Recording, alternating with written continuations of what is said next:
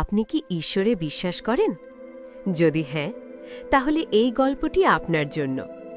এটি এক অলৌকিক দেবীর গল্প, যিনি পৃথিবীতে এসে ভক্তদের দুঃখ দূর করে দেন। এটি কোনো কল্পনা নয়, এটি এক সত্য ঘটনা, যার রাঁচিতে বসবাসকারী এক দম্পতির সঙ্গে ঘটেছিল। একটি ছোট হারানো জিনিস আর একটি বড় আশ্চর্য ঘটনা। চলুন শুরু করি। রাঁচি শহরে একটি সাধারণ দম্পতি থাকতেন। স্বামী ও স্ত্রী খুব শান্তি ও ভালোবাসার সঙ্গে জীবন কাটাচ্ছিলেন। সব কিছু স্বাভাবিক ছিল, কিন্তু একদিন হঠাৎ এমন কিছু ঘটল যা তাদের জীবনের সবচেয়ে আবেগঘন মুহূর্ত হয়ে উঠল। স্ত্রীর একটি সোনার কানের দুল হারিয়ে গেল। এই দুলটি সাধারণ ছিল না, এটি ছিল তার মায়ের শেষ স্মৃতি। তার মা আর এই পৃথিবীতে নেই, আর সেই দুলটি ছিল একটি ভালোবাসার চিহ্ন, একটি অনুভূতি, একটি স্মৃতি। দুল হারানোর পর সে খুব ভেঙে পড়ল। সে ঘরের সব জায়গায় খুঁজতে লাগল, বিছানার নিচে, আলমারির ভিতরে, কাপড়ের মধ্যে, রান্নাঘরে, সবখানে। তার স্বামীও সাহায্য করতে লাগল। দুজন মিলে পুরো বাড়ি খুঁজলেন, কিন্তু দুলটি কোথাও পাওয়া গেল না। সময় চলে গেল, আর সেই নারী কান্নায় ভেঙে পড়ল। তার চোখে জল, আর মনে শুধু একটাই কথা, আমার মায়ের শেষ স্মৃতি হারিয়ে গেছে। সে মা অন্নপূর্ণার ভক্ত ছিল। সে মাকে নিজের মায়ের মতো মানত।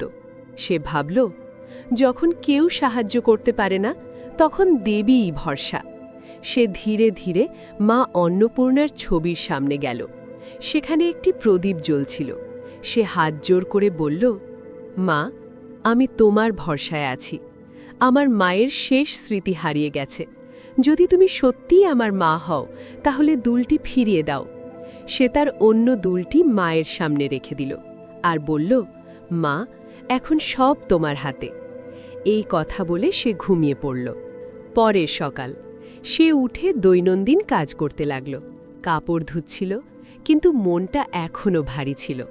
হঠাৎ একটি কাপড়ের সেলাইয়ের ভিতরে কিছু চকচক করতে দেখল। সে থমকে গেল। সে ভালো করে দেখল, আর সেলাই একটু খুলতেই তার চোখ ভরে উঠল। সেখানে ছিল তার হারানো সোনার দুলটি, একদম সেই দুল যা আগের দিন হারিয়ে গিয়েছিল। সে অবাক হয়ে গেল। তার হাত কাঁপতে লাগল, আর তারপর সে আনন্দে কেঁদে ফেলল। এই কান্না দুঃখের নয়, এ ছিল বিশ্বাসের কান্না।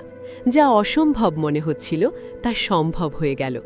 সে সঙ্গে সঙ্গে মায়ের কাছে গেল আর বলল, মা, তুমি আমার মান রেখেছ। এই গল্প আমাদের শেখায়, সত্য ভক্তি কখনো বৃথা যায় না। আর বন্ধুরা, আপনি কি জানতেন মা অন্নপূর্ণাকেও মা শারদা নামে ডাকা হয়? জয় মা, নমস্কার। যদি আপনাদের এই গল্পটি ভালো লেগে থাকে, তাহলে অনুগ্রহ করে চ্যানেলটি লাইক করুন, সাবস্ক্রাইব করুন এবং কমেন্ট করে জানান আপনার অনুভূতি।